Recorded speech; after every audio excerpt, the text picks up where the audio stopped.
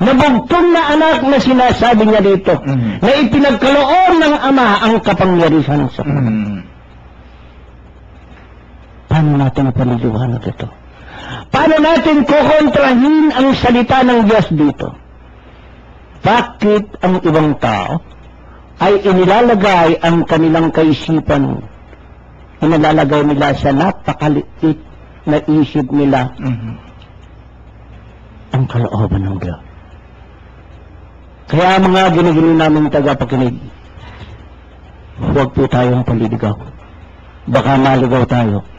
Dahil maraming nagnanais na iligaw ang lahat at sinasabi nilang hindi Diyos, si Kristo.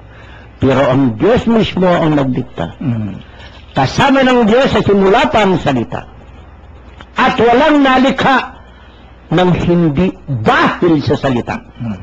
Nilikha ang lahat dahil sa salita. At ang salita ay Diyos. Nakipamayan sa atin na buhay sa piling natin. At ito ang bugtong na anak ng Diyos Ama. Walang iba kundi ang ating Panginoong Hesus. Ang Diyos ninyo at ang Diyos namin dito at Diyos lahat ng tao. Amen. Yan po, atin hong tinatapos na rito. Napakaganda ho ng paliwanag ni Kuya Bert. Dito ho yan sa Marcos. Nagsimula ko tayo sa chapter 12. Ang talinghaga tungkol sa ubasan at sa mga kasama. Ang pagbabayad ng buwis. Ang pag-alinlangan tungkol sa muling pagkabuhay.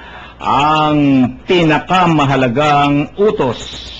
Yan ho ang ating nakuha ngayong gabi. At sa susunod ho, ay dadakuhan ho natin ang tanong ni Jesus tungkol sa anak ni David. Nasa chapter 12 pa rin ho yan, mga brothers and sisters.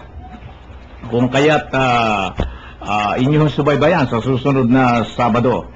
Diyan ho natin winawakasan ngayon ang ating pagtatanghal ng ating ang patnubay dito sa himpilang ito.